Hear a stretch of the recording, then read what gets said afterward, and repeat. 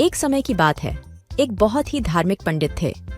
वह अपने पड़ोसियों की सुख, शांति और धन संपत्ति के लिए पूजा करके अपनी रोजी रोटी कमाते थे।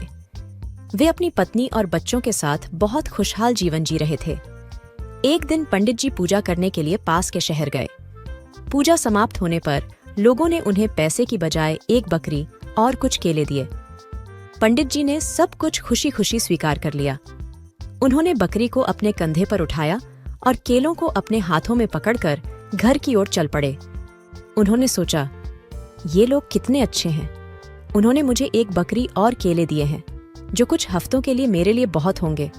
मैं अपनी पत्नी और बच्चों के साथ खुशी से रह सकता हूँ। इस तरह वे गांव पार कर गए। 3 चोरों ने उन्हें अकेले नदी पार करते हुए देखा और सोचा कि वे उनसे बकरी चुरा लेंगे। एक चोर ने कहा, हमें वह बकरी अपने लिए लेनी है। दूसरे चोर ने कहा, हमारा आज का खाना तो हो गया, लेकिन ये केले अभी के लिए हमारी भूख मिटा देंगे। तीसरे चोर ने कहा, जो भी हो, हमें जल्दी फैसला करना है। तीनों चोर पंडित जी का पीछा करने लगे, लेकिन पंडित जी को कुछ भी पता नहीं चला। उन्होंने सोचा कि वे पंडित जी को पकड़कर तंग करेंगे। नदी पार करते हुए पंडित जी ने केले के छिलके देखे। जैसे जैसे वे चल रहे थे, तीनों चोर उनके गुच्छे में से केले खाकर छिलके पंडित जी पर फेंक रहे थे। छिलके देखकर पंडित जी परेशान हो गए और सोचने लगे कि ये कहाँ से आ रहे हैं। उन्हें अब तक पता ही नहीं लगा कि उनके केले का गुच्छा तो वहां था ही नहीं। अरे ये क्या हो रहा है? इतने केले किसने खाए और यहाँ छिलके फेंक दिए? ऐसा सोचते हुए उन्होंने बकरी को अपने कंधे से नीचे उतारा और जैसे ही केले के गुच्छे को रखने का सोचा, उन्हें महसूस हुआ कि केले तो हैं ही नहीं और वे एकदम हैरान हो गए। फिर पहला चोर पंडित जी के पास आकर बोला, पंडित जी, ये क्या है? आपने सारे केले खा लिए? आप ये 12 केले अपने परिवार के लिए नहीं ले जा रहे थे? ये तो बहुत हैरानी की बात है। यह कहकर चोर वहां से चला गया। परेशान पंडित सोच में पड़ गए।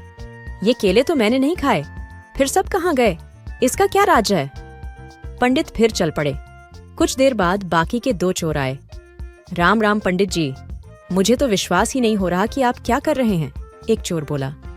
दूसरे चोर ने कहा, आप अपने कंधे पर एक मरी हुई बकरी लेकर जा रहे हैं। पंडित जी गुस्से से बोले, ये बकरी मरी हुई नहीं है, ये जीवित है।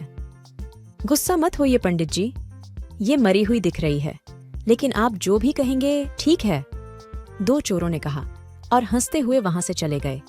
फिर पंडित जी ने सोचा, ये क्या चल रहा है? मैं मूर्ख हूं या ये मूर्ख हैं? तभी तीसरा चोर आया और बोला, अगर लोगों ने आपको ये मरी हुई बकरी अपने कंधे पर ले जाते हुए देखा तो वे तो सोचेंगे कि आप पवित्र पंडित नहीं हैं। फिर वे आपको रस्मों और पूजा में नहीं बुलाएंगे। फिर आपके आदर का क्या? यह कहकर वह चला गया। अब तक 3 लोग मेरे पास आकर कुछ बोलकर गए हैं। ये कुछ शातिर इरादा लगता है। पंडित जी बहुत घबरा गए और अपनी बकरी को वहीं छोड़कर वहां से भाग गए। तीनों चोर पंडित जी की मूर्खता पर बहुत हंसे। सीख: शांति और भोलापन कभी कभी दुश्मनों के लिए मौका बन जाता है। इसलिए हमेशा सावधान रहना चाहिए और किसी पर आसानी से भरोसा नहीं करना चाहिए।